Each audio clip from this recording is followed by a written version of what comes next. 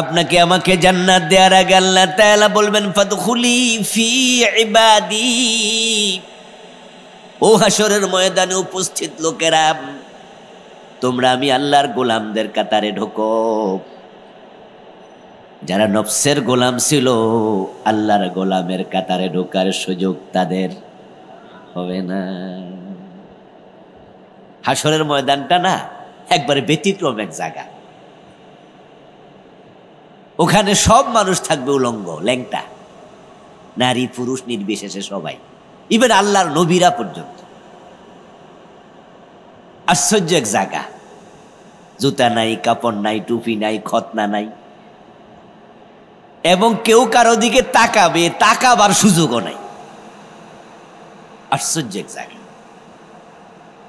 ওয়াল আমরু ইয়াউমাইযিন লিল্লাহ। কোরআনে আল্লাহ বলেন সেদিন পুরা কন্ট্রোল ক্ষমতা আমি আল্লাহর হাতে থাকবে।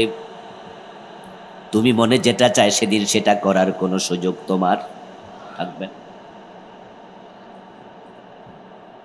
ফাদখুলি ফি ইবাদি, আমার বান্দার কাতারে ঢোকো। যারা দুনিয়া আল্লাহর গোলাম ছিল, আল্লাহর বন্দেগী করে জীবন কাটাইছে, মন মতো চলে নাই, সেদিন শুধুমাত্র ওই মানুষগুলো আল্লাহর গোলামের কাতারে ঢুকবে। এবার আল্লাহ তাআলা বলবেন ওয়াদখুলি জান্নাতি, এবার শুধু তোমরা আমার জান্নাতে প্রবেশ করো। বাকিরা খাড়ায়া থাকবে, তারা জান্নাতে ঢোকার কোনো সুযোগ পাবে না। আমার সামনে যারা আছেন সবাই কি জান্নাতে যেতে চান? মাশাআল্লাহ। তাহলে জান্নাতে যেতে চাইলে আল্লাহর গোলাম কেমনে হওয়া লাগে সব জানা লাগবে না? ইসলাম কেমনে মানা লাগবে? ইসলাম তো কমপ্লিট কোড অফ লাইফ। কোরআন হচ্ছে সেই ইসলাম জানার মাধ্যম। আল্লাহ কোরআনের মাধ্যমে আমাদেরকে জানাইছে। এখন এক রাতে পুরা ইসলাম কি বলা যাবে? সম্ভব? নবীজি সাল্লাল্লাহু আলাইহি সাল্লাম ইসলাম বুঝাইতে 23 বছর লাগছে। উনার নবুয়ত ছিল কত বছর? 23 বছর। এই 23 বছরে তিনি ইসলাম বুঝাইছে। তো আমি এক রাতে ওয়াজ করবো আধা ঘন্টা, 1 ঘন্টা 1.5 ঘন্টা, এর মাঝে আমি আর কটুকু বুঝাইতে পারবো? এই জন্য আমার মাহফিলগুলোতে পার্সোনালি আমি খেসুরি পাকাই না। খেসুরি বোঝেন তো? ডাইলও আছে, সাইলও আছে, সবজিও আছে, গোস্তও আছে, সব মিল্লা কি হয়েছে? খেসুরি হয়েছে। আমি খেসুরি না পাকাইয়া আমি বিষয়ভিত্তিক কথা বলি। আপনারা যারা আমার ওয়াজ শুনছেন তারা তো দেখেনি যে আমি যে কোনো মাহফিলে গেলে নির্দিষ্ট বিষয়ে কথা বলি। এর কারণ হচ্ছে খেসুরি পাকাইলে বোঝা যায় না যে হুজুর কি ওয়াজটা করলো। আর একটা বিষয়, 2টা বিষয়, 3টা বিষয়, নির্দিষ্ট বিষয় নিয়ে আধা ঘন্টা 10 মিনিট, 15 মিনিট, 1 ঘন্টা কথা বললে তাহলে ওই বিষয়টা একটু বোঝা সহজ, ঠিক না? সে লক্ষ্যকে সামনে রেখে আজকেও কোরআন মাজিদ থেকে আমি একটি আয়াত পড়েছি। আল্লাহ তাআলা তৌফিক দিলে এখান থেকে কিছু কথা বলবো ইনশাআল্লাহ। সূরাতুল আনকাবুতের 45 নম্বর আয়াতে কারিমাতে আল্লাহ তাআলা শুরুতে বলেন উতলু, হে নবী আপনি পড়ুন, তেলাওয়াত করুন, শুনিয়ে দেন। আল্লাহ রাসূলকে অর্ডার করছে মা উহিয়া ইলাইকা মিনাল কিতাব, আপনার কাছে কিতাব থেকে, কোরআন থেকে যা ওহী হিসাবে পাঠানো হয়, ওহী পাওয়ার পরে আপনার দায়িত্ব হলো উম্মতের কাছে ওহী তেলাওয়াত করে শোনাতেই হবে। আপনার কাছে আমি এই ওহী গোপন রাখার জন্য প্রেরণ করি নাই। ইয়া আইয়ুহার রাসূলু বাল্লিগ মা উনজিলা ইলাইকা মির রাব্বিক, ও আমার রাসূল আপনার রবের পক্ষ থেকে যা নাজিল করা হলো আপনার দায়িত্ব হলো সেটা তাবলীগ করতেই হবে। তাবলীগ মানে প্রচার করা, এটা আপনি প্রচার করে দেন। যেই ওহী আপনার কাছে আমি পাঠালাম এটা পড়ুন, এটা তেলাওয়াত করুন, এটা প্রচার করুন। নবীজি সাল্লাল্লাহু আলাইহি ওয়াসাল্লাম উনার কাছে পাঠানো ওহী তিনি তেলাওয়াত করে শুনাইছেন, প্রচার করেছেন। ওহী থেকে আমাদের রাসূল একটা অক্ষরও গোপন করেন নাই। যখনই এ কোরআন রাসূল প্রচার করতে শুরু করলেন, তখনই পুরা মক্কার পরিবেশটা রাসূলের বিপরীতে চলে গেল, প্রতিকূলে চলে গেল। এই ওহী আসার আগে কাফেরদের নিকট তিনি ছিলেন আল আমিন, ঠিক না? আল আমিন উপাধি মুসলমানরা দিছে না কাফেররা দিছে? জানেন তো ভাইয়েরা, এই উপাধি কিন্তু মুসলমানরা দেয় নাই, মক্কার কাফেররা দিছে। উনারকে বলতো লোকেরা সাদিক। উনার নাম ছিল মুহাম্মদ ইবনে আব্দুল্লাহ। মক্কার লোকেরা উনাকে নাম ধরে ডাকা বন্ধ করে দিয়েছিল। উনাকে তারা আল আমিন নামে ডাকা শুরু করেছে। আল আমিন মানে হলো বিশ্বাসী, নির্ভরযোগ্য, যার কাছে আমানত রাখলে খেয়ানত করবে না, যার উপর ভরসা করা যায়, যাকে বিশ্বাস করা যায়, তাকে বলে আল আমিন। as-সাদিক মানে সত্যবাদী, যিনি জীবনে কোনোদিন মিথ্যা কথা বলেন নাই। যেই মানুষটাকে মক্কার লোকেরা এই উপাধিতে ডাকত, যেই মাত্র কোরআন তিনি প্রচার শুরু করে দিলেন, তখন তারা রাসূলের নাম দিল মাজনুন, উনার নাম দিল শায়ের, উনার নাম দিল কাহেন। উনাকে তারাই পাথর মারতে শুরু করলো, গণক বলে গালি দিল, কবি বলল, এক পর্যায়ে পাগল বলে ডাকতে শুরু করলো, পাগল। ইয়া আইয়ুহাল্লাযী নুযিলা আলাইহিয যিকর ইন্নাকা লামাজনুন। কোরআন মাজিদের আয়াত আল্লাহ তাআলা বলে, মক্কার লোকেরা বলতেছে, এই মিয়া আব্দুল্লাহর ছেলে মুহাম্মদ, তুমি বলতেছো তোমার কাছে নাকি কোরআন আসে? আমরা বলছি নিশ্চয় তুমি একটা পাগল।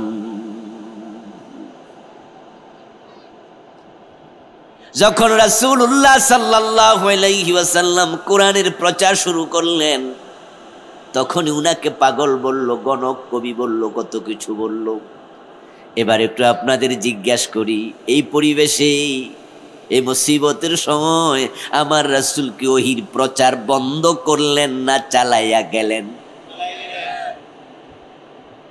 আমার রাসূল ওহী থেকে একটা অক্ষর গোপন করেন নাই। প্রিয় ভাইয়ারা, এখন বাংলাদেশে আসেন, এই যে আমাদেরকে আপনারা দাওয়াত দিয়ে মাহফিলে আনেন, প্রতি জুমার দিন সুন্দর করে যেন জুমার খুতবাটা দেয়, এজন্য একজন ভালো খতিব মসজিদে নিয়োগ দেন। আল্লাহর ইসলাম দ্বীন শিখার জন্য আলেম ওলামা পীর সাহেবদের কাছে যান। এখন আমরা যারা খতিব, আমরা যারা বক্তা, আমরা যারা পীর, আমরা যারা আলেম, যে ওহী রাসূল আমাদের কাছে রেখে গেছেন, যদি আমরা কেউ সেটা গোপন করি, তাহলে নিজেকে রাসূলের ওয়ারিস দাবি করার কোনো অধিকার নাই। নবী রাসূল কোনোদিন আর আসবে না, আসার সম্ভাবনা নাই, শেষ। এখন এই দায়িত্ব পালন করবে আল উলামাউ ওয়ারাসাতুল আম্বিয়া, নবীগণ, নবীগণের উত্তরসূরি উলামাগণ। কিন্তু এখন আমরা আছি মুসিবতে। মুসিবতটা হলো, যেই ইসলাম আপনাকে পুরা জীবনের সব জায়গায় মানতে হবে, ওই ইসলামের কথা যদি আমরা পূর্ণাঙ্গ বলতে যাই, তখন আপনাদের কাছেও আমরা মৌলবাদী, জঙ্গিবাদী হয়ে যাই। রাসূলকে বলছে গণক, কবি, জাদুকর, পাগল, আর আমাদেরকে গালি দেয় রাজাকার, মৌলবাদী, ঠিক কিনা? আল্লামা সাইদি কি আসলে রাজাকার ছিল? খুনি ছিল? যুদ্ধাপরাধী ছিল? কিন্তু শুধু গালি খায় নাই, মামলা খাইছে। শুধু মামলা খায় নাই, জেল খাটছে। শুধু জেল খাটে নাই, শেষ পর্যন্ত তাকে হত্যা করা হয়েছে। সুস্থ মানুষটাকে, সুস্থ মানুষটাকে অসুস্থতার ওজর দেখাইয়া অসুস্থতার কথা বলে হাসপাতালে এনে বিষ প্রয়োগ হত্যা করেছে। উনিও যদি শুধু নামাজ রোজা জিকির আজকারের ওয়াজ করতো, পূর্ণাঙ্গ ইসলামের কথা না বলতো, ওনাকে যুদ্ধাপরাধের মামলার আসামি বানানো হতো না। পূর্ণাঙ্গ ইসলামের কথা বলে রাসূল যেমন মাইর খাইছে, জেলে ঢুকছে, দাঁত দিয়েছে, রক্ত দিয়েছে, ঠিক পূর্ণাঙ্গ ইসলামের কথা আজকের দিনেও যারা বলে একই পরিণতি তাদেরও ভোগ করতে হবে। তবে ভয় পাওয়া যাবে না, ভয় পাইলে রাসূলের ওয়ারিস দাবি করার অধিকার থাকে না। ভয় না পেয়ে এগিয়ে যেতে হবে। প্রবলেম হয়েছে অধিকাংশ আলেম, অধিকাংশ পীর, অধিকাংশ খতিব, অধিকাংশ বক্তা তারা ইসলামকে আংশিকভাবে উপস্থাপন করছে, আর কিছু আলেম পূর্ণাঙ্গ উপস্থাপন করছে। তো অধিকাংশ যেটা বলে মানুষের কাছে মেসেজটা সেটাই বেশি পৌঁছে। এক রিকশাওয়ালা বাবা ঢাকা শহরে পরিবার নিয়ে থাকে। বাচ্চারা যখনই ইলিশ মাছ খাইতে বলে তখনই বাবা কারণ বাজারে, ঢাকা শহরে রিক্সা চালায়, কারণ বাজারে যাইয়া সে ইলিশ মাছ কিনে টুকরা টুকরা। ঢাকার কারণ বাজারে কিন্তু ইলিশ মাছ টুকরাও বিক্রি হয়, কারণ রিক্সাওয়ালা ইলিশ মাছ পুরাটা কিনবে সামর্থ্য তার নাই। তাই সে কোনোদিন 2 টুকরা, কোনোদিন 3 টুকরা, কোনোদিন 5 টুকরা। কারণ বাজারে মাছের মাথা শুধু আলাদা বিক্রি হয়। আপনারা যারা গ্রামে থাকেন হয়তো জানেন না, শুধু মাথা আলাদা বিক্রি হয়, শুধু লেজ আলাদা বিক্রি হয়, শুধু ডিম বিক্রি হয়, মাছের ডিমও আলাদা বিক্রি হয়। তো উনি ইলিশ মাছের টুকরা কিনে। একদিন একটু পয়সা ভালো পকেটে, ভাবলো যাহারে পোলাপান্ডে সবসময় তো ইলিশ মাছ টুকরা টুকরা কিনে খাওয়াইলাম, আজকে একটু পুরা একটা ইলিশ লইয়া যায়। তো বাজার থেকে একটা পুরা ইলিশ কিনে বাড়িতে নিছে। নেয়ার পরে পোলাপান জিজ্ঞাসা করতেছে, বাবা এটা আবার কি মাছ? তো বাপে বলতেছে, কেন প্রতিদিন যে খাও ইলিশ মাছ কিনে আনি না? হ্যাঁ। এটা ইলিশ মাছ। তাইলে আগের টিকিটা কথা বোঝেন নাই? এটা যদি ইলিশ মাছ হতো আগে আজীবন খাওয়াইছো কিতা? এখন বাবা বুঝাইতেছে ওইগুলো তো পয়সা করি কম ছিল, বিদা টুকরা আনছি। পোলাপান মানতে রাজি না। পোলাপান যে ইলিশ ছিনছে ওই টুকরা ইলিশকে তারা বুঝে নিছে এটাই ইলিশ, আসল ইলিশ ভুলে গেছে। তা বাবা বুঝাইয়া কুলাইতে পারতেছে না এটাই যে আসল। আংশিক ইসলাম শুনতে শুনতে পুরা ইসলাম শুনে অনেক নামাজিও মানতে রাজি হয় না।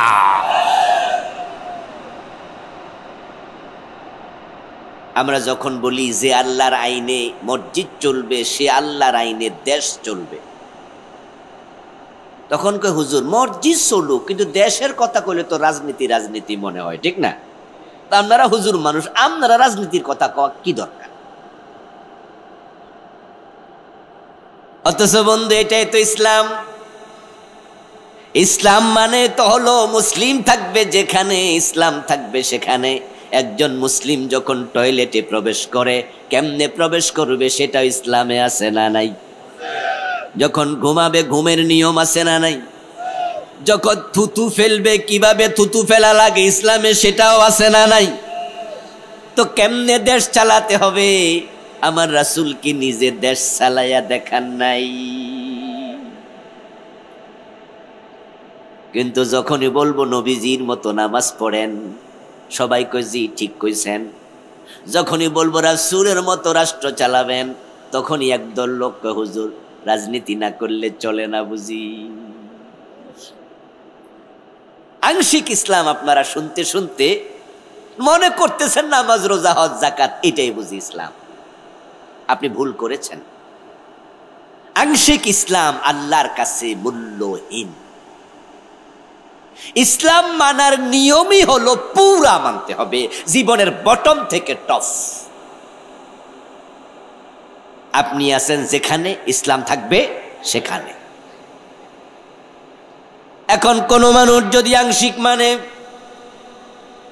তাহলে আল্লাহর বক্তব্য হলো ফামা জাযাও, যে আংশিক, যে অংশ তুমি মেনেছ, আল্লাহ বলে আমি অর্ধেক আংশিক কোন ইবাদত, আংশিক দ্বীনের কোন প্রতিদান দেব না। আল্লাহ বলছেন ফাতুমিনুনা বিবাদিল কিতাবি ওয়া তাকফুরুনা বিবাদিন ফামা জাযাও, এ কোরআনের কিছু মানবা কিছু মানবা না, এই যে কিছু মানছ তার কোনো পুরস্কার নাই। এটাই সত্য কথা। অর্ধেক জিনিস গ্রহণযোগ্য না। ফজরের নামাজ কয় রাকাত ফরজ? কথা বলেন না প্রিয় ভাইয়েরা, কয় রাকাত? এক রাকাত যদি পড়েন সূরা ইয়াসিন দিয়া 15 মিনিট লাগাইয়া, আর এক রাকাত না পড়ে বাড়ি চলে গেলেন, সওয়াব হবে অর্ধেক, ঠিক না? হবে অর্ধেক গ্রহণযোগ্য না, বাদ। রোজা রাখছেন দুপুর 12টা পর্যন্ত, তারপরে এবার খাইয়ে লাইছেন, তাহলে সওয়াব অর্ধেক হয়েছে, ঠিক না? বাদ, অর্ধেক চলে না। চা লাগবে না, প্লিজ নিয়ে যান, পড়ে যান। অর্ধেক চলে না।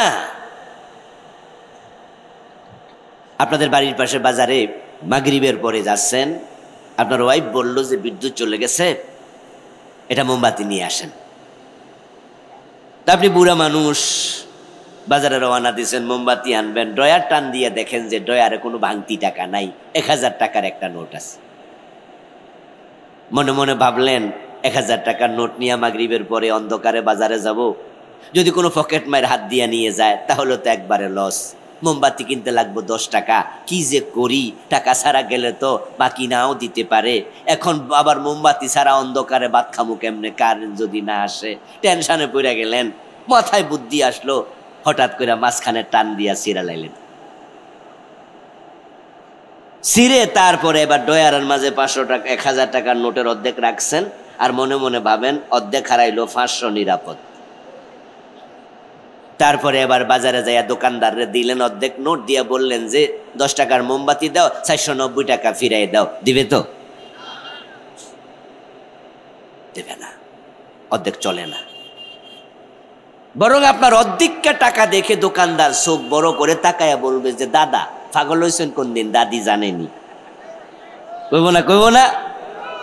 এ পাগলামি করতে আইছেন, অর্ধেকটা টাকা নিয়ে বাজারে আইছেন কেন? আপনি বললেন যে মিয়া আমার চেয়ে বেশি বোঝো, অর্ধেক তো আনছি, দেখো অর্ধেকে লেখা আছে 1000 টাকা, ইংরেজিতে এই পাশে লেখা, বাংলায় ওই পাশে লেখা, অঙ্কে লেখা 1000 টাকা। অর্ধেক আনছি 500, 490 ফিরিয়ে দাও। 1 টাকার মালও দেবে না, আপনার ওই টাকা মুখের উপর মারবে, বেশি বাড়াবাড়ি করলে ধাক্কা মাইরা বাইর করে দেবে দোকান থেকে, ঠিক না? যাবে এটা অর্ধেক, আবার কিসের টাকা? পাগলামি শুরু করছে এখানে। অর্ধেকা টাকা এনে আবার মাল সাওমিয়া।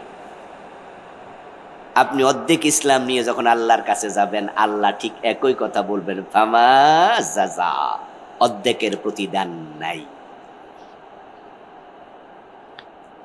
এই ওয়াজ শুনে আপনার কাছে খুব শক্ত শক্ত লাগছে, আর মনে মনে কোন যা ঠিক আছে, তাইলে মানতাম না। আপনি রাগ কইরা নামাজ রোজা ছাইরা দিলেন, আল্লাহর খুব ক্ষতি হয়ে যাবে, ঠিক না? কিছু হবে? আল্লাহ তাআলা কোরআন মাজিদে বলছেন ফামান শাআ ফালিউমিন ওয়া মান শাআ ফালিয়াকফুর। আল্লাহ কোরআনে বলেন, শোনো দুনিয়ার মানুষ, আমার কাছে আত্মসমর্পণ পরিপূর্ণভাবে যদি করতে না পারো, তাহলে তোমার মতো লোকের ইসলাম দরকার নাই, তুমি চাইলে কাফের হতে পারো। তুমি যদি কাফের হয়ে যাও, আমি আল্লাহর কিছু আসে যায় না।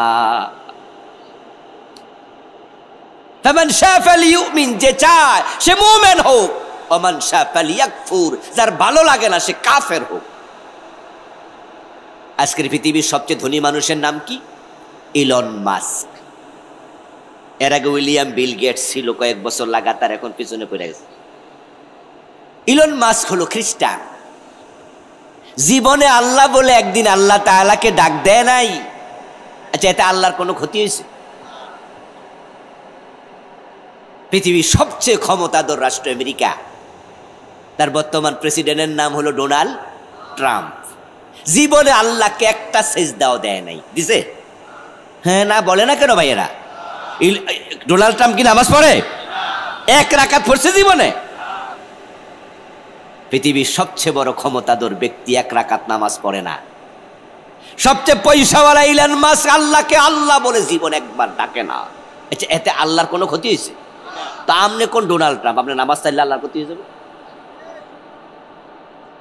আরে আপনি কোন ইলন মাস্ক যে রাগ করে ইসলাম থেকে বেরিয়ে যাবেন, আল্লাহর ক্ষতি হয়ে যাবে?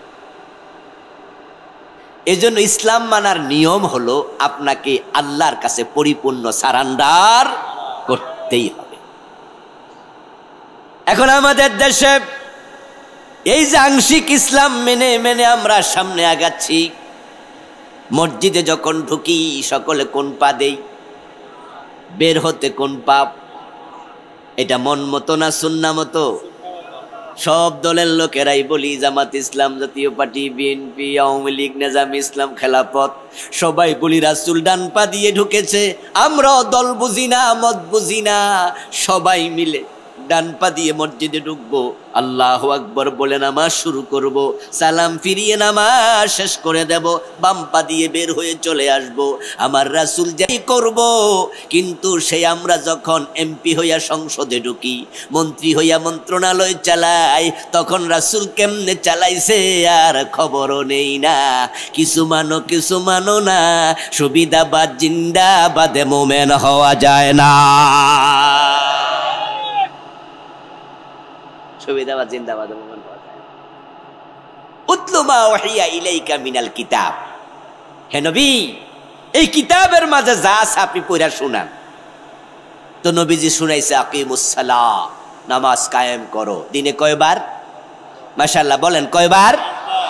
এটা আপনারা শুনেন নাই, মানেন নাই? আলহামদুলিল্লাহ, আমরা উম্মত, আমরা শুনেছি, আমরা এটা মেনে নিয়েছি। রাসূলুল্লাহ আবার শোনাচ্ছে, আস-সারিকু ওয়াস-সারিকাতু ফাকতাউ আইদিয়াহুমা। চোর নারী হোক আর পুরুষ হোক, চোর ধরে হাত কেটে দাও। এই কথা আল্লাহর কোরআনে আছে না নাই? রাসূল শোনান নাই? কিন্তু বাংলাদেশে এই আইন মানছেন তো? নামাজটা মানলেন, এটা আর মানলেন না। নবীজি শুনিয়েছেন, কুতিবা আলাইকুমুস সিয়াম, তোমাদের উপর রমাদানের রোজা ফরজ করা হয়েছে। আলহামদুলিল্লাহ, আমরা শুনেছি, আমরা মেনেছি। এই যে কয়দিন আগে রোজা গেল, আমরা একটা মাস রোজা রেখেছি। এই রোজা 13-14 ঘন্টা, যদি 18 ঘন্টা হতো, 22 ঘন্টা হতো, আমরা তাও রাখতাম।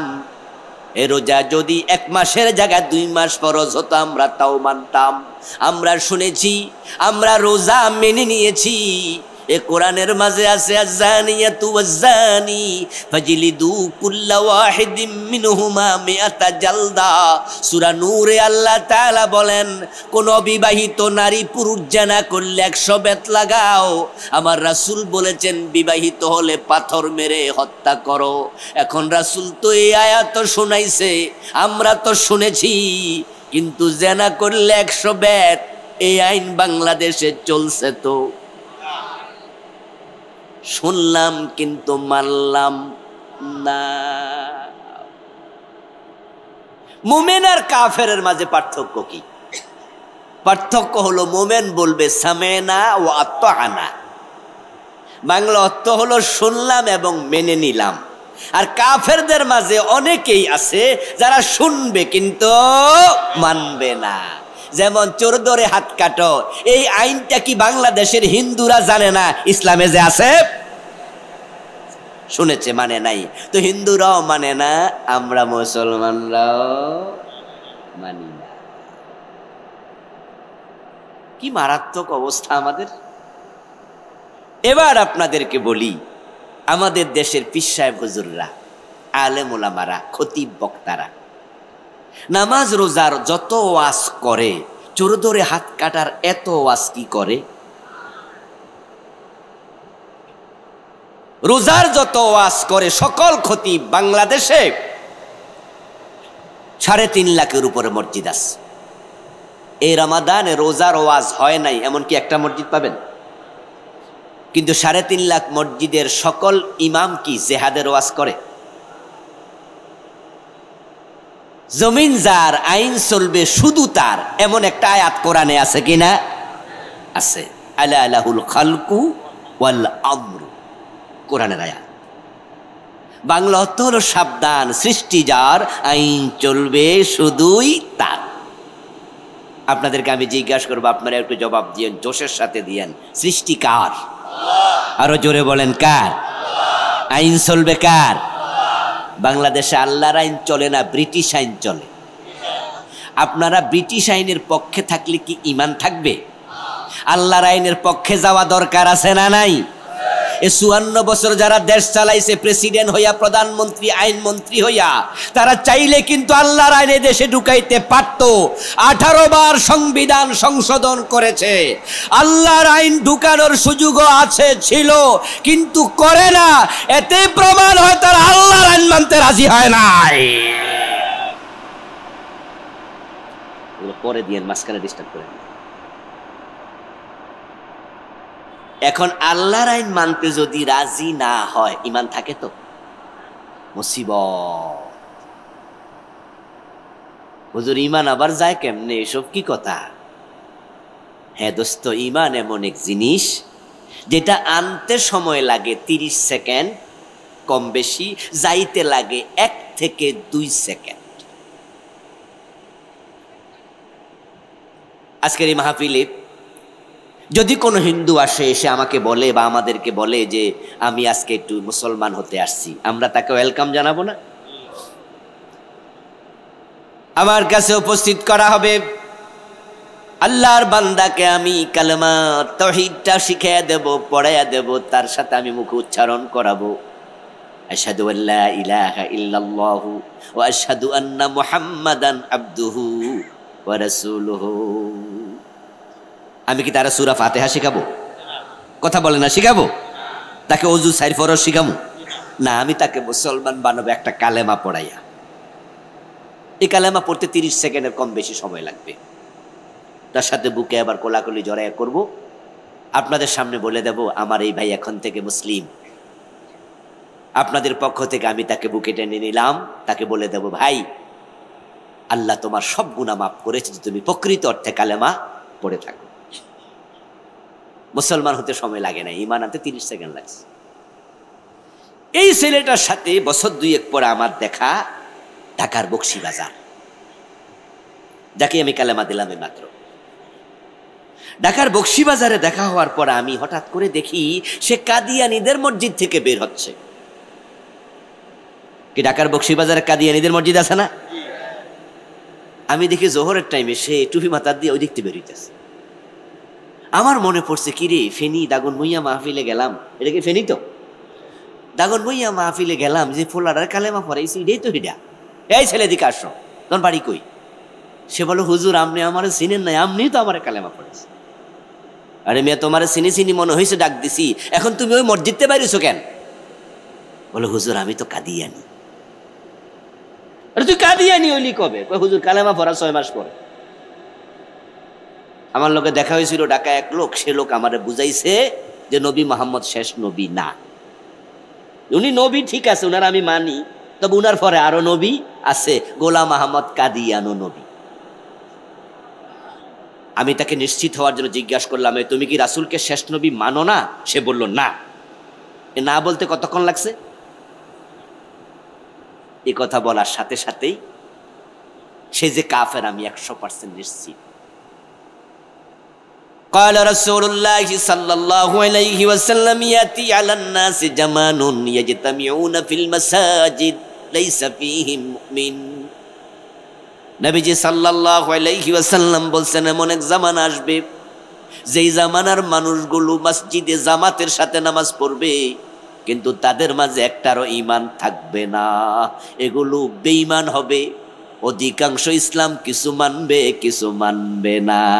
আর যারা কিছু মানে কিছু মানে না, তারা আসলে ঈমানদার থাকে না। কিছু আছে অন্তর্গতভাবে কাফের হয়ে যাবে। যেমন ধরেন, আল্লাহর আইনে দেশ চালাতে হবে, যদি আপনি মনে মনে করেন যে এইসব দরকার কি, সাথে সাথে কাফের। এটা হলো আকীদাগত কাফের। সুদ খাচ্ছেন, আপনাকে জিজ্ঞাসা করলাম যে ভাই সুদ খান কেন, সুদ হারাম না? আপনি বলতেছেন যে হুজুর হারাম তো ঠিক আছে, কিন্তু বুড়োই গেছি তো, টাকা পয়সা লইয়া যা আছে, এখন তো আর ব্যবসা বাণিজ্য করতে পারি না, চাকরি বাকরিও করি না, এখন কি করতাম হুজুর, এটা ঘরে ফইরা আছে এজন্য লাগাইছি, তবে এটা হারাম। আপনি ফাসেক, কাফের না। কিন্তু আরেকজন আপনার পাশে দাঁড়ায় দাঁড়ায় হুজুর রাখেন সে এসব কথা, ব্যবসা করা যে কথা, সুদ খাওয়া সে কথা, ব্যবসা করতেও কষ্ট হয়, সুদে টাকা লাগাইয়া আনতে কষ্ট হয়, মানে বাড়িতে না দেয় না। দুজনই সুদখোর, একজন ফাসেক আর একজন কাফের। কারণ যে আস্তে আস্তে কইছিল হুজুর এটা হারাম, এটা বুঝি, তবে আসলে এই কারণে খাই, সে হলো ফাসেক। আর যে ব্যক্তি সুদ খাওয়াকে পছন্দ করে, সাপোর্ট করে, পক্ষে কথা বলে, হারামকে পক্ষে কথা বলার কারণে সাথে সাথে ঈমান।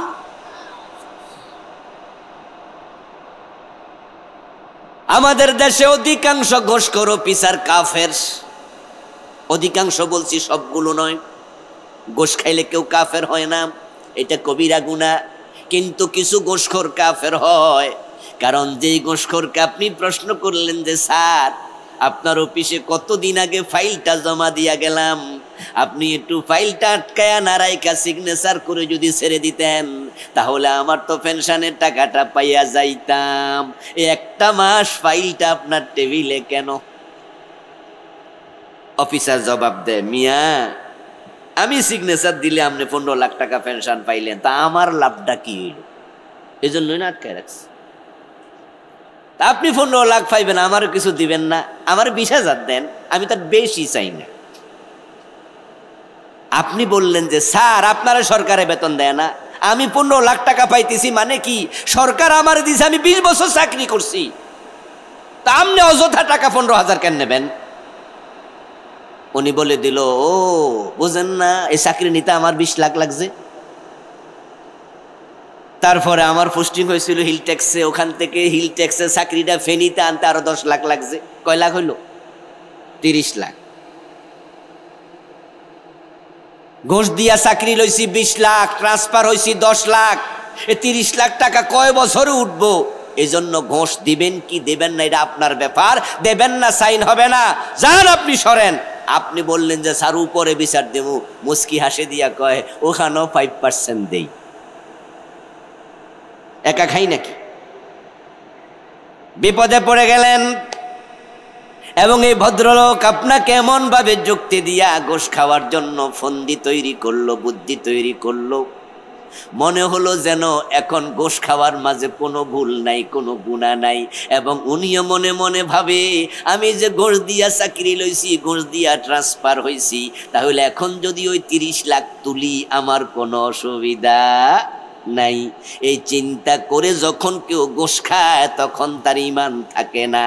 কারণ ঘুষ প্রথমে দিছে, চাকরি লইছে, এটা একটা কবিরা গুনাহ, পরে ঘুষ দিয়া ট্রান্সফার হইছে, এটা আরেকটা কবিরা গুনাহ, এখন যে ঘুষ খাইতাছে এটা আরেকটা কবিরা গুনাহ। সে 3টা কবিরা গুনাহ একসাথে কইরা সে কবিরা গুনাহ করাকে জায়েজ বানানোর জন্য ঘুষ খাচ্ছে, যুক্তি দিয়া জায়েজ বানাইয়া দিচ্ছে। আর একটা হারামকে যখন কেউ সাপোর্ট করে, তার পক্ষে কথা বলে, তখন ঈমান চলে যায়। যুবক ছেলে মদ পান করে, এলাকার ইমাম সাহেব তাকে মসজিদে দেখে না মাসখানেক। হঠাৎ দেখা, কিরে বাবা তুই তো আগে মসজিদে আসতি, ইদানিং আসস না, আর তোর গাল সাবা ভাঙে গেছে কেন? কিরে গাল সাবা ভিতরে ঢুকছে কেন? জোয়ান মানুষ, এই তুই কি কিছু খাস নাকি, তো চোখ যে লাল লাল? যুবকটা মাথা নোয়াইয়া বলতেছে, হুজুর ঠিক ধরছেন, সঙ্গ দোষে নষ্ট হইয়া গেছি হুজুর, আমি তো আসলে মাঝে মাঝে এখন ইয়াবা খাই, গাঁজাও খাই, আমার বন্ধু বান্ধবরা আমারে খাওয়াইছে, আমি এখন এগুলা খাই। হুজুর তারে বুঝাচ্ছে, বাজা বাবা এগুলো করিস না।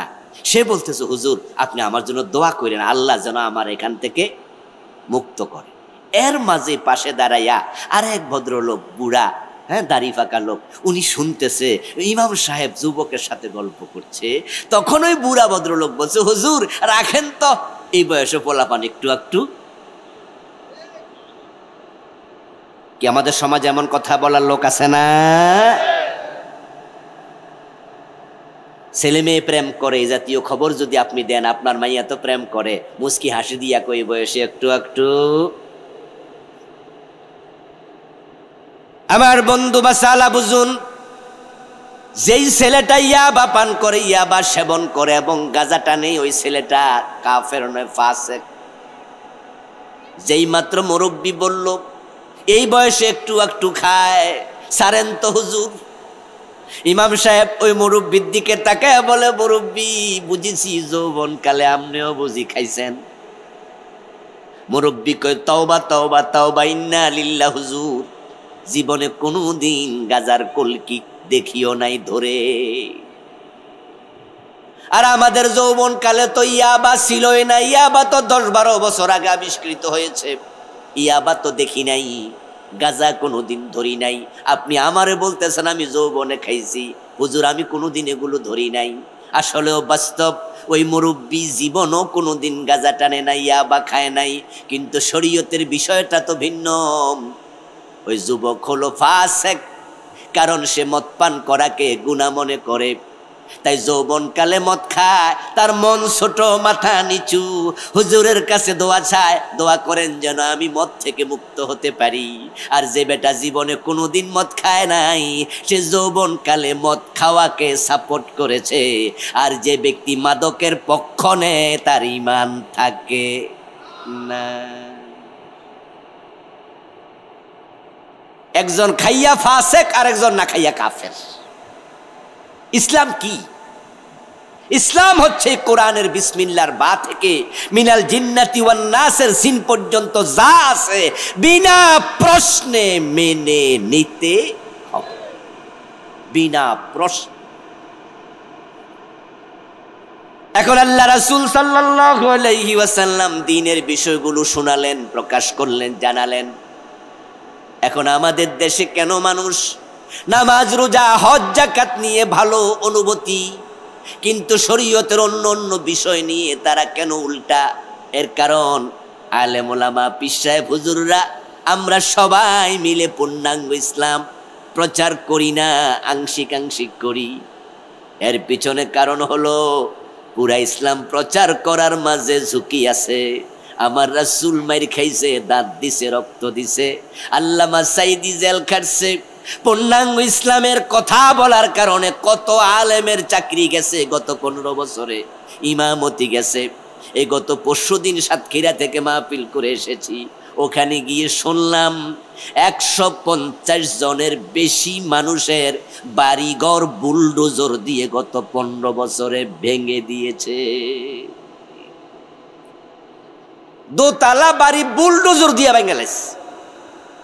আমি জিজ্ঞাসা করলাম মোট কত জনের? একজন দায়িত্বশীল আমাকে বলল 150-এর বেশি, 157টার মতো বলল বাড়িঘর ভেঙে গেছে। এখন আপনি ইসলাম মানতে গিয়ে, বুঝতে গিয়ে, বলতে গিয়ে আপনি অর্ধেক বলবেন না পুরা বলবেন, এটা আপনার ব্যাপার। যারা অর্ধেক বলে তারা মোমেন থাকে না। এখন আমরা কি অর্ধেকে থাকবো না পুরা বলবো? তাহলে এখন থেকে সুদ খাওয়া যাবে, গোশ খাওয়া যাবে, হারামের সাথে সম্পর্ক রাখা যাবে? যদি আপনারা হারাম খান তাহলে আপনার ইবাদত কবুল হচ্ছে না, আপনি নিশ্চিত হয়ে যান। নবীজি বলছেন, মান ইশতারা সাওবাম বিআশারাতি দারাহিম ফীহি দিরহামু হারাম লাম ইয়াকবালিল্লাহু লাহু সালাতাহু মা দামা আলাইহি। নবীজি বলেন, যে ব্যক্তি 10 দিরহাম দিয়ে একটি কাপড় কিনেছে, 9 দিরহাম হালাল, 1 দিরহাম হারাম কাপড়ে ঢুকেছে, ওই কাপড় পরে যত নামাজি পড়ো 1 রাকাত আল্লাহ কবুল করবেন না। আমি তো বাংলাদেশের মানুষগুলোর চরিত্র দেখে মাঝে মাঝে বিস্মিত হই, অবাক হই। সুদখোরকে দেখি ইমাম সাহেবের পিছনে দাঁড়ায় নামাজ পড়ে। এমন সুদখোর আছে যার কপালের মাঝে আমি নামাজের কালো দাগ দেখেছি। আমার এলাকায় সুদখোর ছিল, সে সব সময় স্পেশাল কাপড় পরত, তার গোল জামা ছিল, নেসপেসাক কাপড়, এলাকা সুদে টাকা লাগায় রাখত। নবীজি সাল্লাল্লাহু আলাইহি ওয়াসাল্লাম বলছেন, মানা কালা দিরহাম রিবা ওয়া হুয়া ইয়ালাম আন্নাহু আশাদ্দু মিন সিত্তাতিন ওয়া সালাসিনা জিনাম। যে ব্যক্তি জেনে বুঝে 1 টাকা সুদ খায়, তার আমলনামায় 36 বার জেনার গুনাহ লেখা হবে। কয়বার? 36 বার, 36। 1 টাকা সুদ খেলে 36 বার জেনা হবে। 100 টাকা সুদ খেলে 3600 বার জেনা হবে। 1000 টাকা সুদ খেলে 36,000 বার জেনা হবে। প্রিয় ভাই, যে ব্যক্তি দিনে 100 টাকা সুদ খায়, সে 3600 বার জেনা করে একদিনে। যারা 1 মাসে 10,000 টাকা সুদ খায়, তাদের একদিনে সুদ কত করে? দিনে 100 হইলে তো মাসে 3000 হইতো। তাহলে 3000 টাকা যে সুদ খায়, সে দিনে গুনাহ করে 3600 বার জেনার। একদিনে মিনিট আছে কয়টা? 1440টা। 60 মিনিটে 1 ঘন্টা, 24 ঘন্টা একদিন। তো 24 পূরণ 60, 1440। তো একদিনে মিনিট আছে 1440, আর জেনা করছেন 3600 বার। এর মানে হলো 1 মিনিটে 3-4 বার, 2-3 বার। যে সুদ খায়, সে যখন নামাজে খাড়াই থাকে, তখনও তার আমল নামায় জেনার গুনাহ লেখা হয়। এ নামাজ টাইম। সুদে টাকা লাগায় এমন লোক কি এলাকায় আছে? এই গ্রামে আছে? আজকের মাহফিলে 2-1 জন আছে? আমি আপনাকে বলছি, থেমে যান, থেমে যান। লিররিবা 73 বাবা আইসারুহা আন ইয়ানকিহা আর-রাজুলু উম্মাহ। সুদ খেলে 73টা বড় বড় গুনাহ হয়। সবচেয়ে ছোট গুনাহ হলো নিজের মায়ের সাথে জিনা করা।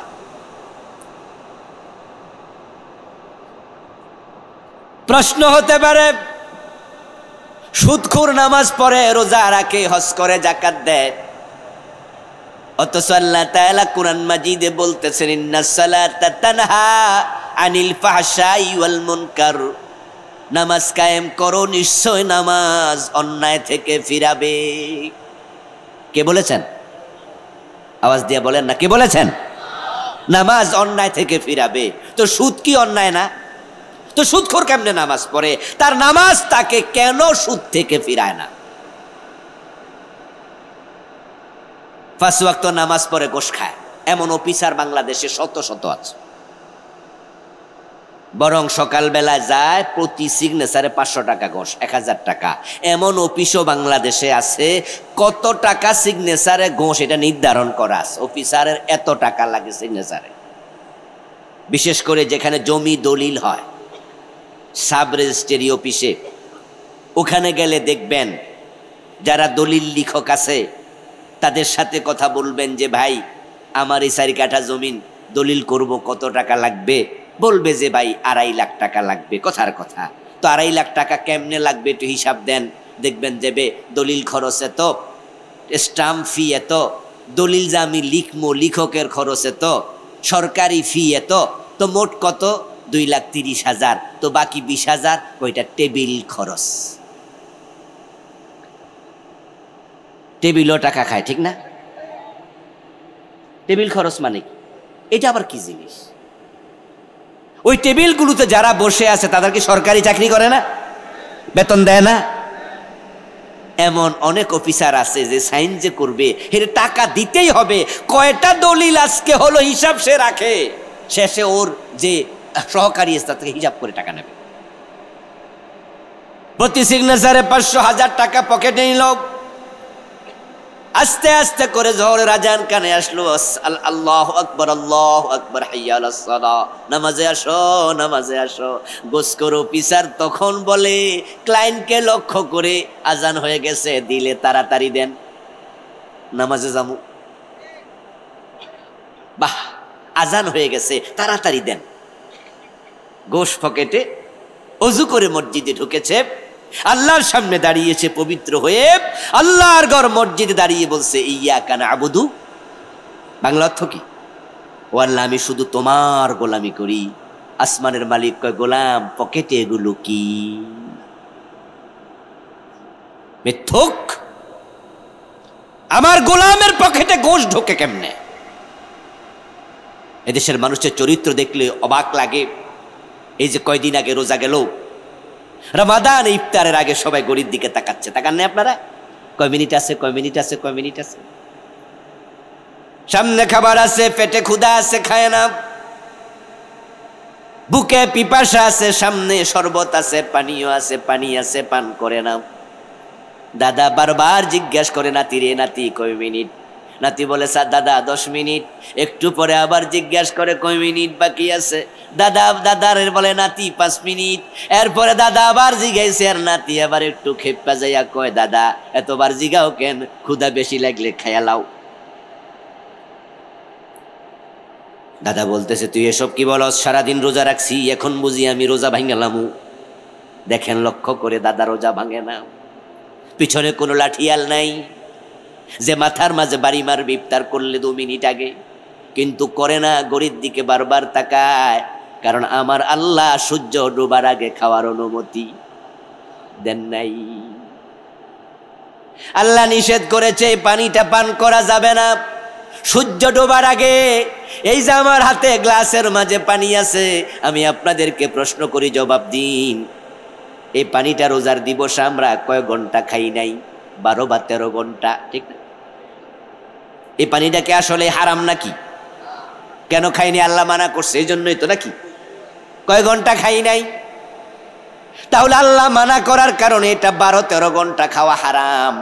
আমি গরিব দিকে তাকাই, ঘরের দরজা বন্ধ করে খাই না, কেউ না দেখুক। কে দেখে? পুকুরে ডুব দিয়া গোসল করার সময় পানি পান করি নাই রোজার দিনে, কেউ না দেখুক। কে দেখে? আল্লাহ মানা করছে পানি পান করো না রোজার দিবসে, আমি পান করলাম না। এটা 13 ঘন্টা হারাম, 12 ঘন্টা হারাম। কিন্তু সুদ খাওয়া হারাম কয় ঘন্টা? তো এটা খাইলাম কেমনে? গোশ খাওয়া হারাম কয় ঘন্টা? রোজার দিনে গোশ খাইলাম কেমনে? ওজনে কম দেয়া, মালে বেজাল দেয়া হারাম কয় ঘন্টা? পরের জমি জাল দলিল করা, দখল করা হারাম কয় ঘন্টা? শুধু খাবার আর পানিও ছাড়লাম, কিন্তু ঘুষ এবং সুদ হারাম ছাড়লাম না। আসলে আমি ইসলাম কি জিনিস সেটাই বুঝলাম না। আমি ভাবছি আমি খাবার পানিও ত্যাগ করছি, আল্লাহ আমার বেহেশত দিয়ে দেব। বেহেশত কি এত সোজা? কি ওয়াজ কি বেশি শক্ত শক্ত লাগতেছে নাকি? না ভাই, এটাই ইসলাম, এটাই ইসলাম, এটাই ইসলাম। আরে ভাই, আপনার রিজিক না দিয়ে আল্লাহ আপনার পৃথিবীতে পাঠায় নাই। রিজিকের জন্য এত পাগল হওয়া দরকার নাই। হারাম খাওয়া কি দরকার? হালালে কি রিজিক নাই? পৃথিবীতে মানুষ ছাড়া কোনো প্রাণী খাবার সঞ্চয় করে না। আর সঞ্চয়ের জন্যই তো আমরা হারাম খাচ্ছি। মাসে 30-40 হাজার টাকা যারা বেতন পায়, আপনারা তো বাংলাদেশের মানুষ, আমরা এক দেশের মানুষ। আচ্ছা, 30-40 হাজার টাকা বেতন পাইলে যারা গ্রামে গঞ্জে থাইকা টিচারি করে, ব্যাংকে চাকরি করে, অফিসে চাকরি করে, 30-40 হাজার টাকা পাইলে কি ডাইল ভাত খাওয়া যায় না? তো হে গোশ খায় কেন? জমাইতে হইব, আরো জমাইতে হইব, ভবিষ্যতে লাগবো। অথচ মানুষ ছাড়া পৃথিবীর কোনো প্রাণী সঞ্চয় করে না। হাতি, এটা হাতি কি ব্যাংক আছে? আগামী দিনের জন্য খাবার জমা করার কোনো জায়গা আছে? অথচ হাতির পেট কত বড়! একটা হাতি একদিনে যা খায়, আমরা অনেকে 10 দিনও তা খাইতে পারবো না। তিমি মাছ, একটা নীল তিমি একদিনেও তো 2 টন 3 টন খাবার খায়। ওর ব্যাংক আছে? জমায় রাখে? আহা মানুষ, তোমরা এত পাগল হয়ে গেছো, হালাল হারাম বোঝো না, সামনে জাপা পকেটে ঢুকাচ্ছ। আল্লাহ বলছে নিশ্চয় নামাজ অন্যায় থেকে ফিরায়, কিন্তু বাংলাদেশের নামাজিকে নামাজ অন্যায় থেকে কেন ফিরায় না? আপনারা এখানে আমার সামনে যারা আছেন, নামাজ পড়ার পরও আপনি গুনার কাজ করতেছেন দেদারছে। আপনার নামাজ আপনাকে থামায় না। আল্লাহর কথা তো ভুল নয়। আমার আল্লাহ বলেন নিশ্চয় নামাজ অন্যায় থেকে ফিরাবে। এখন কেন মিলে না? না মিলার কারণ হলো আমাদের অনেকের নামাজ আল্লাহ পর্যন্ত পৌঁছে না। নামাজ পড়ে কিন্তু নামাজ কবুলই হয় না। কেন কবুল হয় না? নামাজে 13টা ফরজ আছে। আর কানা হাকাম কত ফরজ? 13 ফরজ। এই 13 ফরজ কয়জনে জানে? আত্মসমালোচনা করুন। নামাজে 14টা ওয়াজিব আছে। কয়জনে 14টা ওয়াজিব জানে? আমার প্রিয় ভাই, মক্তবে পড়াইছে নামাজের 13 ফরজ। 1 নম্বরে শরীর পাক, 2 নম্বরে কাপড় পাক, 3 নম্বরে নামাজের জায়গা পাক। পড়ছেন না আপনারা? আচ্ছা, আপনার শরীর কি পাক আছে? কাপড় কি পাক আছে? শরীরে প্রস্রাব লেগেছে, পায়খানা লেগেছে, না পাক হয়েছে? পুকুরে ঝাঁপাইয়া পড়েন, গোসল করেন, ওয়াশরুমে ঢোকেন, পানি ছেড়ে দেন, শাওয়ার নেন, পাক হয়ে যাবে। কিন্তু সুদের টাকা দিয়ে আপেল আঙ্গুর কিনা খাইছেন, ওইটা রক্ত হয়েছে, ওইটা পাক করবেন কেমনে? গোশের টাকা দিয়ে চাল কিনছেন, ডাল কিনছেন, ওইটা পাক করবেন কেমনে? আমার রাসূল বলতেছে, আমি না। ওয়াজ কিন্তু শক্ত আমি করি না, এটা ইসলাম। আমি যা শোনাচ্ছি, নবীজি বলছেন একজন ব্যক্তির কথা, ইউতিলুস সাফারা আশআসা আগবারা ইয়ামুদ্দু ইয়াদাইহি ইলাস সামা ফায়াকুলু ইয়া রাব্বি ইয়া রাব্বি ইয়া রাব ওয়া মাতআমহু হারাম ওয়া মাগাতে কত নবীর পায়ের ধুলাবালি লেগে আছে। এই কাবার সামনে ইব্রাহিম আলাইহিস সালাম দাঁড়িয়েছেন, ইসমাইল দাঁড়িয়েছে, নবী মুসা, নবী ঈসা, কত নবী এখানে আসছে তার হিসাব নাই। আমার রাসূলের পায়ের ধুলা তো আছেই, কত সাহাবীর পায়ের ধুলা এখানে। তাই মনে মনে বলে, হাত তুলেছি আকাশের দিকে, আমার রব আমার দোয়া ফিরাবে না। অথচ রাসূল বলে, শোনো, তার পেটে আছে হারাম, তার রক্তে আছে হারাম, তার গায়ের জামা কাপড়ে আছে হারাম। কাবার বাহিরে কেন, কাবার ভিতরে ঢুকে দোয়া করলো, দোয়া আর কবুল হবে না।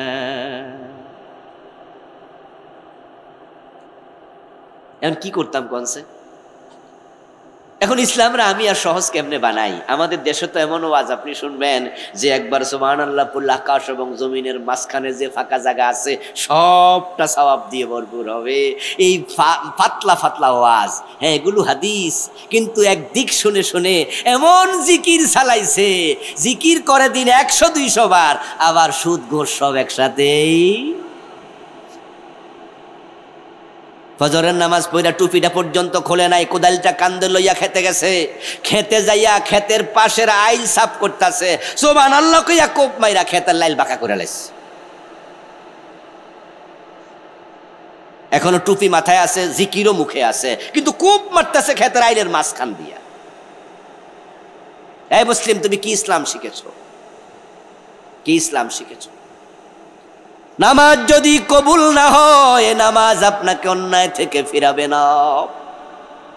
এখন নামাজ কবুল হওয়ার জন্য আমার রাসূল বলছেন, সাল্লু কামা রাআইতুমুনি উসাল্লি, তোমরা নামাজ পড়ো সেভাবে আমি নবী মুহাম্মদকে নামাজ পড়তে দেখেছ যেভাবে। আমরা তো ফরজগুলোও মানি না, অনেক জায়গায় ওয়াজিব জানি না, আবার আমাদের অনেকের নামাজ রাসূলুল্লাহর নামাজের সাথে মিলেও না। রুকু দিয়া সোজা হয়ে দাঁড়ায় না, 2 সেজদার মাঝখানে সোজা হয়ে বসে না, টুকটুক করে মাইরা দেয়, এমন নামাজি নাই।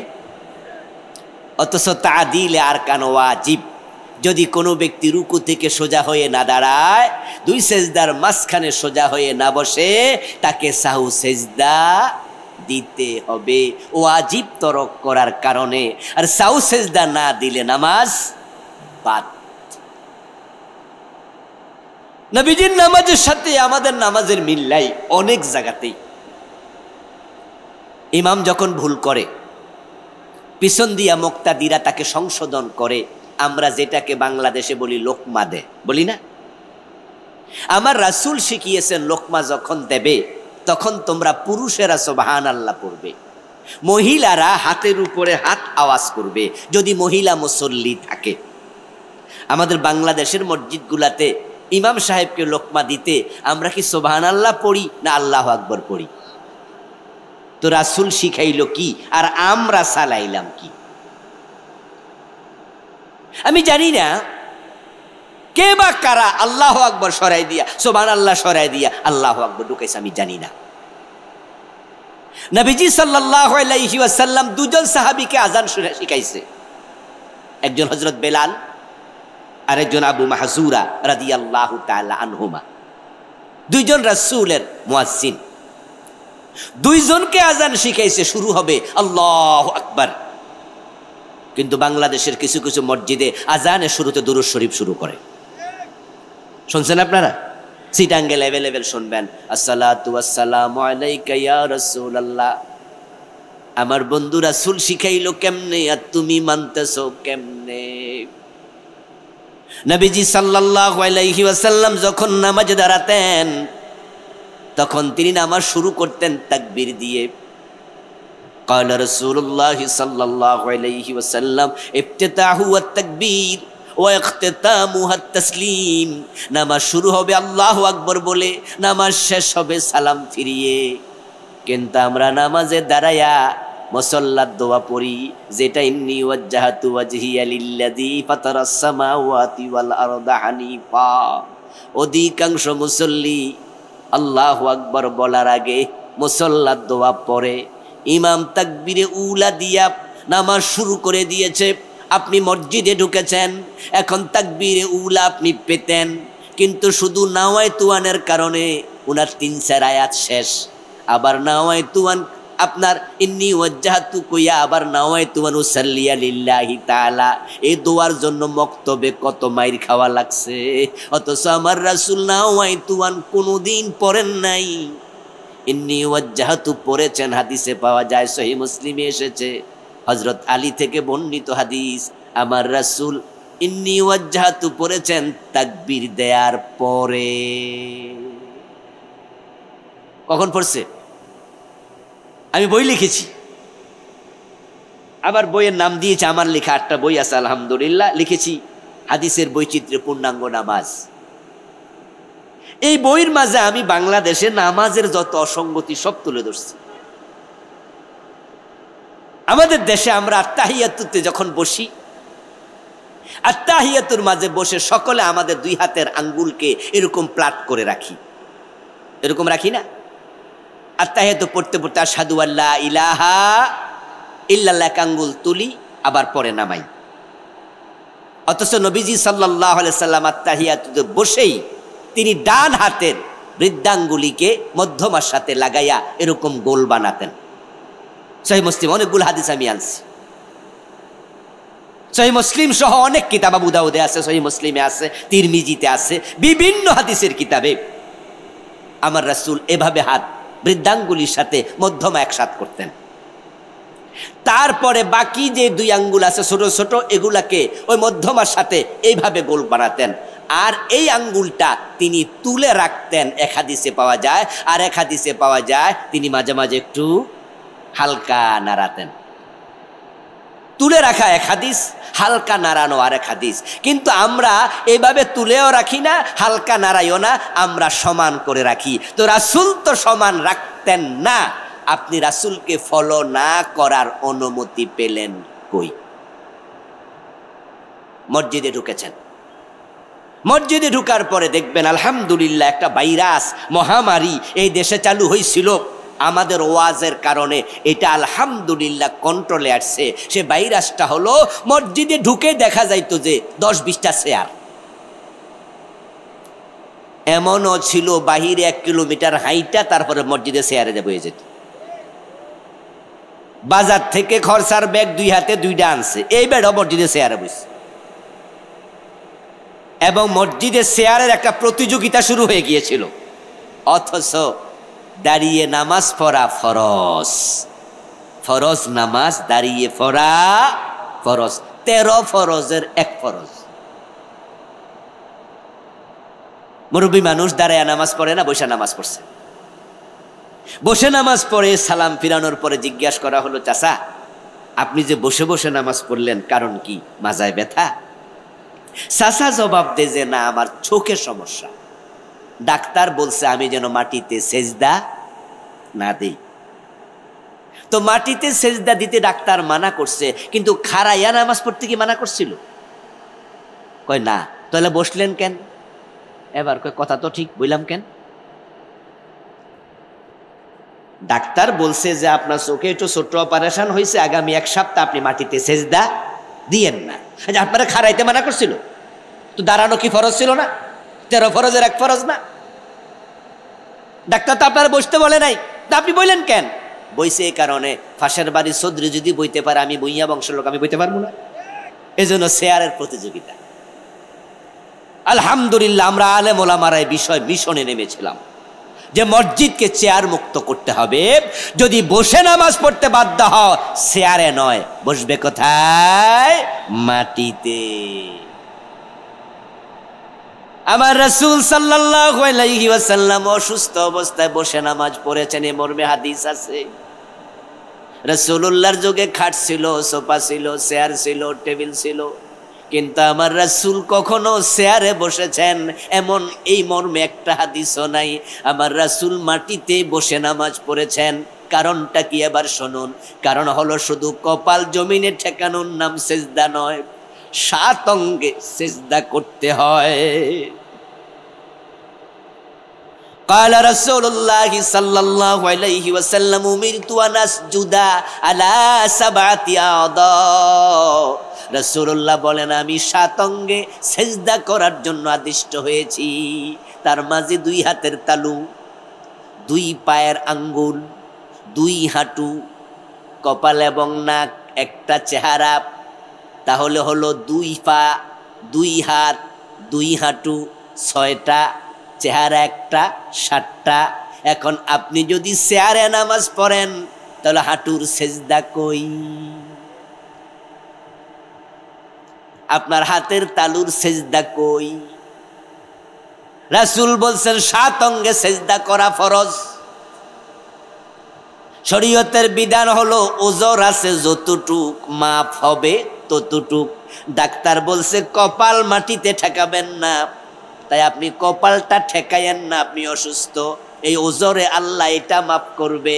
কিন্তু হাতের তালুটা তো মাটিতে ঠেকানো যেত, আপনি চেয়ারের কারণে এটাও তো ঠেকান নাই। মন মতো পড়লে নামাজ হবে না। অসুস্থ মানুষ শুয়ে নামাজ পড়বে। হাদিস হচ্ছে সল্লি কায়েমা, দাঁড়িয়ে পড়ো, ফাইল্লাম তাস্তাতে ফাকায়েদা, দাঁড়িয়ে পারো না বসে পড়ো, ইল্লা আলা জানবিন, বসেও নামাজ পড়তে পারো না শুয়ে নামাজ পড়ো। যদি কোনো মানুষ শুয়ে নামাজ পড়ে তাহলে বলুন তো কাইত হয়ে না শীত হয়ে? এই ফেনীর ভাইয়েরা কথা কইতে। হ্যাঁ, আমাদের দেশে মানুষ এটাই করে, অথচ এটা ভুল। শীত হয়ে নয়, বরং মাসালা হলো যিনি শুয়ে শুয়ে নামাজ পড়বে তার পা দেবে কাবার দিকে, তার মাথা দেবে পূর্ব দিকে, পশ্চিম দিকে পা, পূর্ব দিকে মাথা। তারপরে এবার সে শোয়ার পরে আমরা বলি যে সে কি করবে, পিছন দিয়ে একটা বালিশ দিয়ে দাও, তাহলে মাথাটা একটু উঁচু হলো। কিন্তু যদি সে এমন হয় যে না, সে কাত হইতে পারবে, কাত হবে। কেন কাত হবে? শীত হবে না। শীত হওয়ার সুরত একটা, কাত হওয়ার সুরত আরেকটা। শীত হবে সে যে কাত হওয়ার সামর্থ্য নাই, এমন সিসিউত অবস্থা, এখানে যন্ত্র ওখানে যন্ত্র 10-12টা লাগাইয়া রাখছে, তারপর ডাক্তার এমনে শোয়াই দিছে, কাইত হওয়ার সুযোগ নাই। ওর মাসালা হলো পশ্চিম দিকে পা, পূর্ব দিকে মাথা, বালিশের একটু মাথার নিচে দিয়া উঁচু করো, চেহারা কাবার দিকে ফিরাও। অন্যের মাসালা হলো কাইত করে দাও, কারণ 13 ফরজের মাঝে কাবার দিকে চেহারা ফিরানো এক ফরজ। মানুষ যখন চিত থাকে তখন চেহারা কাবার দিকে থাকে না উপরে থাকে? উপরে কি কেবলা আছে? ছোটকালে যেই ষোলোকে শিখাইছিল, 1 নম্বরে শরীর পাক, 2 নম্বরে কাপড় পাক, 3 নম্বরে নামাজের জায়গা পাক, 4 নম্বরে সতর ডাকা, 5 নম্বরে কেবলামুখী হওয়া। কি শিখছিলেন নি? তো শীত হইলে কেবলামুখী হলেন কেমনে? মুখ তো আকাশে গেল গা। এই জন্য মাসালা হলো কায়েদ করে দেবে উত্তর দক্ষিণ দিকে। উত্তর দক্ষিণ দিকে কায়েদ করে দিলে চেহারা কাবার দিকে ফিরবে।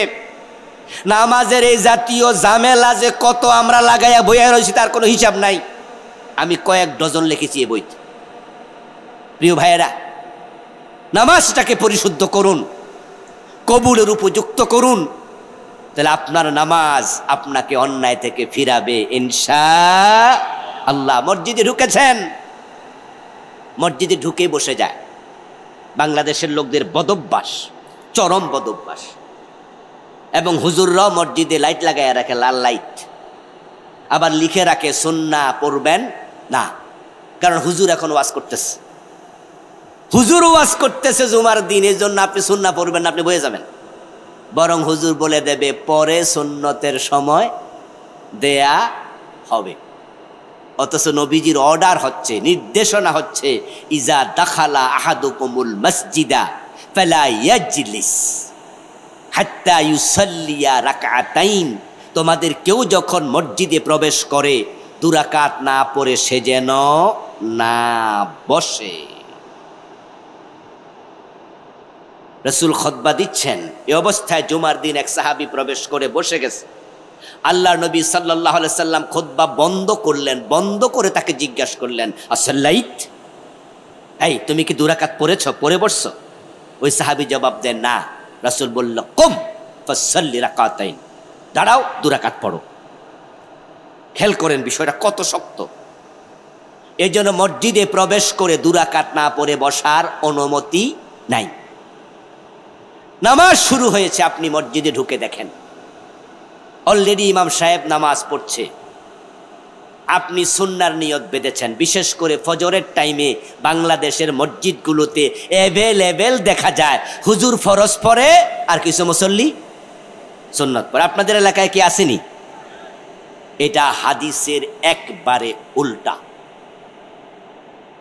রাসূলুল্লাহ সাল্লাল্লাহু আলাইহি ওয়াসাল্লাম ফজরের নামাজের সময় তিনি একামত হয়ে গেছে, নামাজ শুরু করবেন, এর মাঝে দেখলেন যে একজন সাহাবী এসে একামত চলাকালে সুন্নার নিয়ত বেঁধেছে। আল্লাহর নবী নামাজ শেষ করলেন, ওই সাহাবীকে ডাকলেন, ডেকে বলতেছেন, এই মিয়া, যখন একামত হয়ে গেল আমি নামাজ শুরু করতে যাচ্ছিলাম, তখন তুমি আমার সাথে শামিল হলে না, নিজে সুন্নাত পড়লে, তা তোমার কাছে কোনটার দাম বেশি, আমারটা না তোমারটা? আপনাদের কাছে আমার প্রশ্ন, ফরজের দাম বেশি না সুন্নতের দাম বেশি? তো ফরজ না শুরু হয়ে গেল, সুন্নত পড়লেন কেন? তাহলে বোঝা গেল আপনি ফরজের দাম দিতে ব্যর্থ হয়েছেন। قال رسول الله صلى الله عليه وسلم اذا اقيمت الصلاه فلا صلاه الا المكتوبه رواه মুসলিম। নবীজি বলছেন, যখন ইকামত হয়ে যাবে ফরজ নামাজ ছাড়া কোনো নামাজ পড়া যাবে না। এই সুন্নাহটা আপনি পড়বেন পরে। ওই সাহাবীকে রাসূল ধমকালেন। কোন কোন সাহাবী পড়েছেন মর্মে হাদিস আছে, কিন্তু রাসূল ধমকাইছে। এইভাবে নামাজের অসঙ্গতিগুলো তুলে ধরেছি। আমার লেখা মোটা 8টা বই আছে, শিরিক, বিদআত, পরিবার, সালাত, রাসূলুল্লাহর জীবনী। আলহামদুলিল্লাহ, এই বইগুলো ড্রাইভার সাহেবের কাছে পাবেন। শিক্ষিত ভাইয়েরা নেবেন, পড়বেন, পড়াবেন, জানবেন, জানাবেন। ইসলামের মৌলিক 2-3টা বিষয় নিয়ে আজকে কথা বললাম। এই কথাগুলো নিজের জীবনে আমল করবেন। 1 নাম্বার, ইসলাম পুরা মানতে হবে। 2 নাম্বার বলেছি, হারামের সাথে সম্পর্ক রাখা যাবে না। 3, নামাজটা রাসূল যেভাবে পড়েছেন সেই পন্থায় আদায় করতে হবে। আল্লাহ তাআলা আমাদের সকলকে এই বিষয়গুলো মাথায় রেখে, আগেকার বক্তারা যে কথাগুলো বললেন সেগুলোও মাথায় রেখে জীবন সাজানোর তৌফিক দাও। বলেন আমিন। হাদা মা ইনদি ওয়াল ইলমু ইনদাল্লাহ আলাইহি তাওয়াক্কালতু ওয়া ইলাইহি উনীব। আমরা সংক্ষেপে একটু দোয়া করে বিদায় নেব। মাহফিল কমিটির ভাইদের, সভাপতি সাহেবের কোনো কথা থাকলে আপনারা একটু বলেন, তারপরে দোয়া। মুখ নসৃত ছোট ছোট 2খানা হাদিসে নববী পাঠ, আল্লাহ তাআলা তৌফিক দিলে এখান থেকে কিছু কথা বলবো ইনশাআল্লাহ। ইসলাম হচ্ছে কমপ্লিট কোড অফ লাইফ। এটা পূর্ণাঙ্গ জীবন ব্যবস্থা, লাইফ প্রেসক্রিপশন। শুধু 5 ওয়াক্ত নামাজের নাম ইসলাম না, ইসলাম তো পুরা জীবন ব্যবস্থা। সারাদিনে নামাজ পড়তে 5 ওয়াক্ত কতক্ষণ লাগে? 1.5 ঘন্টা, সর্বোচ্চ 2 ঘন্টা, আর বাকি 22 ঘন্টা হজ করতে কয়দিন লাগে? 5 দিন। ঈমান আনতে লাগে 1 মিনিট। রোজা রাখি আমরা 1 মাস। জাকাত বছরে 1 বার। তো বছরে 1 বার জাকাত, দিনে 1.5 থেকে 2 ঘন্টা নামাজ, ঈমান আনছেন 1-2 মিনিটে। তো ইসলাম না পূর্ণাঙ্গ জীবনে আছে? বাকিগুলা কই? বাকিটা কি? জানার প্রয়োজন আছে না নাই? ইয়েস। উদখুলু ফিস সিলমি কাফা, এটা আল্লাহর অর্ডার। ইসলামে পুরা ঢোকো।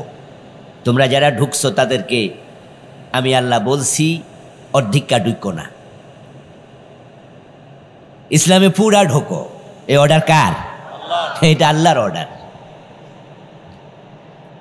তাহলে বোঝা যায় আংশিক ইসলামে প্রবেশ করার কোনো সিস্টেম নাই, এটা আমাদের বানানো সিস্টেম। আমরা নিজেরা যতটুকু মনে করি ইসলাম মানবো ততটুকু মানি। শুধু জুমার নামাজ পড়ে, ওয়াক্তিয়া পড়ে না এমন লোক নাই? ইসলামে কি জুমার নামাজ নাই? তো সে তো পড়ে, জুমা তো ইসলামে আছে, তো বাকিটা পড়ে না, এর মন চায় না। তাহলে জুমা যে পড়ছে এটা এর মন চাইছে। এবার আপনাদের কাছে আমার প্রশ্ন, যে জুমা পড়ছে মন চাইছে, ওয়াক্তিয়া পড়ে না মনে চায় না, সে আল্লাহর গোলাম না নফসের গোলাম? নফস মানে মন আর কি। কারণ সে যদি আল্লাহর গোলাম হতো তাহলে জুমা যেমন ফরজ, ফজরের নামাজও সে দুটোটাই পড়তো, 5 ওয়াক্ত পড়তো। আমার প্রিয় ভাইয়েরা, 5 ওয়াক্ত নামাজ পড়ে অথচ সুদে টাকা লাগায়, এমন আসেনি? নামাজ পড়ার জন্য আল্লাহ আদেশ করেছেন, সুদ খাওয়ার জন্য আল্লাহ নিষেধ করেছেন। এখন উনার মন চাইছে আল্লাহর আদেশ মানতেছে নাই, নামাজ পড়ে মন চায় নাই সুদ খাইতেছে, আল্লাহর আদেশ মানবে না, এটা মানতে মন চায় না, তাই সুদে টাকা লাগাইছে।